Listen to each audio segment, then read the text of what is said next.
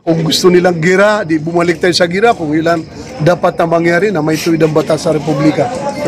Mga Pilipino, yung mga iba talaga gumagawa ng, kagaya kanina, nagtatawag kayo mga ibang grupo natin, mga ibang kaibigan ko rin ng mga abogado, kung sino-sino mga ibang marunong na tao tumutulong. Pinaghahandaan daw nila tayo na ipakukulong lahat ng mga namumuno. Gawin na nila. Kaya ba nila ipasok sa kulungan? Pag lumabas tayo sa lansangan, saya nila alin? Kaya na nila kung 10 milyon yan?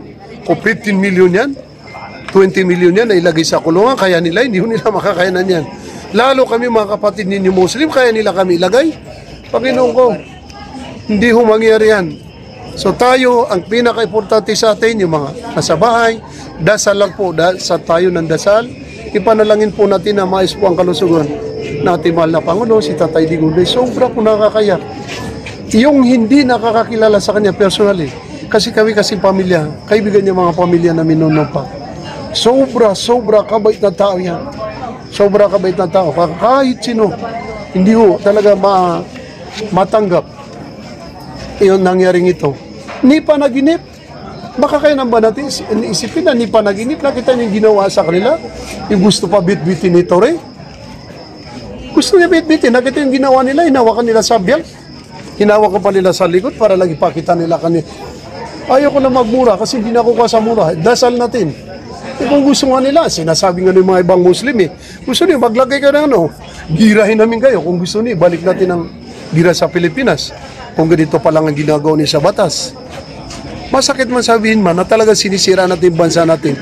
Pero hindi ho tayo ang nangunguna para sirain po ang ating Republika. Para sirain po ang karangyaan tayo. Binigyan natin ng kalayaan na yung mga ninuno natin para po magkaroon tayo na isang malayang bansa. Ngayon, sinira nila.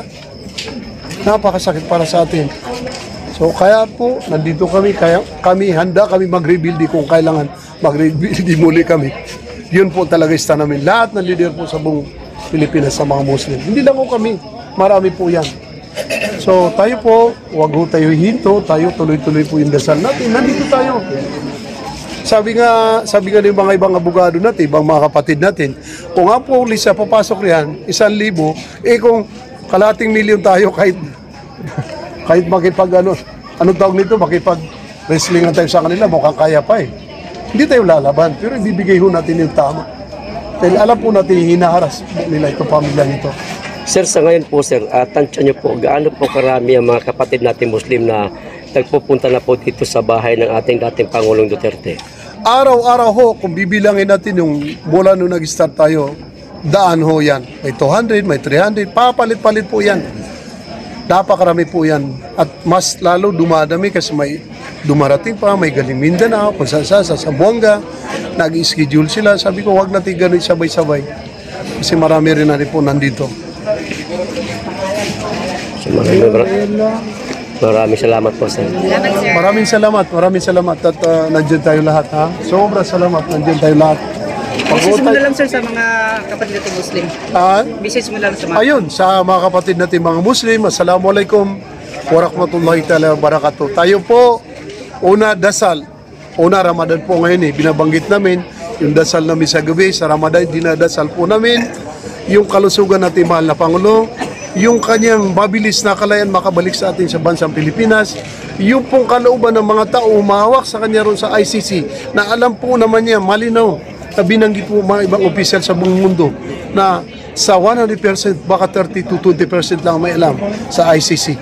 Dahil alam na kinutsaba po nila, para lang po makuha nila si Tatay Digong. Yun po pinakamasakit sa atin. Sa ating mga kapatid na mga Muslim, medyo relax lang, kasi yung iba talaga medyo mainit na. Alos iba ng plano. Hindi lang si Minsuwaray, kundi marami na nagsasalita na kung gusto nilang gira, di bumalik tayo sa gira kung ilan dapat na mangyari na may tuwid ang batas sa Republika ng Pilipinas. Yun po talaga yung stand namin. So tayo po mga kapatid na mga Muslim, relax lang po tayo. Nandiyan po na tayo, lahat tayo manindigan sa pagkakaisa po sa suporta sa pamilya, sa Duterte, kay BP Sara, sa kanilang mga kapatid. Dahil nakikita po natin kung gaano sila nagbibigay ng ipagsiservis sa taong bayan na katotohanan. Hindi ko sila yung mga plastic, hindi sila yung mga tao na naririyan sila para mangamkam. Dahil kitang-kita po, lalo na dito sa Dabawenyo, na yung baga sa binigay nila, pati buhay nila para lang mapagservisyo ng mga tao. Kaya yun po ang napakasakit. Lalo pa kay Tatay Digong sa ginawa nila. Napakasakit to sa isang matanda. Sana inisip nila, wala ba silang kamag-anak na matanda? Ganunin sila. Kaya sobra ho. So yun po ang masasabi ko po sa ating mga kapatid na mga Muslim, hindi lang ho sa atin po. Nandito po tayo, ako po, hindi ko kami alis dito araw-araw. Tingnan niyo kung gaano kala yung mga ibang tao namin. Galing sa Mindanao, galing sa Maynila, galing sa Zamboanga. Yung team ko na napakarami kung saan galing ho yan. Na kanya-kanya tayo. Binabanggit nga nila, no, in-interview nila ako sa doon sa Acacia Hotel. Sabi ko, wala akong nagbibigay ng pondo rito kundi sarili namin pera. Buhay nga namin, tinataya namin kaysa konting pera namin. Na ginawa naman ng ating mahal na Pangulo, tinayaan niyang buhay niya. Nakita natin kaya siya nandiyan sa ICC. Dahil tinayaan niyang buhay niya, kasama ang pamilya niya. Alam mo natin na sambayan ng Pilipino. Kaya tayo mga Pilipino, sabi nila bayaran, hindi ho tayo bayaran. Kahit saan ho. Kayo, bayaran ba kayo? Hindi. Yung pala eh. Ibig sabihin, makikita nila yung katotohanan. Gumagastos ho tayo sa sariling. Kaya natin, bulsa natin, ginagastos ho natin pati buhay natin para lang po may tuwid at may balik si Tatay Digong. Sana po may makabalik agad. Mensahe niyo po kay Vice President Inday Sara. Sa ating pong mahal na Vice President, maging matatag lang po kayo dahil nandito po lahat ng Pilipino na alam po namin mga Pilipino na ang ginawa ay malinaw na malinaw dahil po sa iyong alam po nila political motivated dahil yung 2028 yun lang naman po ang sinisira nila eh dahil gusto nila sa ating mahal na Vice Presidente ay hindi maging presidente dahil ang gusto nila ang maging presidente ay si Tambalos Ros. Napakalinaw. Tingnan nga niyo nga yung ginawa nila sa Kongreso, yung Quadcom na yan, Quadcom, kakakapal na mukha nila. Napakalit na budget, samantala ngayon, billion, trillion na nawalang pera. Trillion per impeachment. Oo. Pagkatapos sa kapipiranggut lang na pinagsiservisyo natin mahal na Vice Presidente, ginagawa nila ng kalokohan. Alam niyo kung papayag lang sila, hamunan. Binanggit nga namin pati mga ibang kaya sabi ko kung pwede lang sila makuha sa hamunan, gusto nila hamunan namin sila eh, yung mga kongresman na mga sinungaling. Katatapang nila magsalita kasi may bodyguard sila. Lumabas sila sa lansangan kung gusto nila. Magkita-kita about sa lugar, ewan ko lang. So yun o, ang mensahe natin.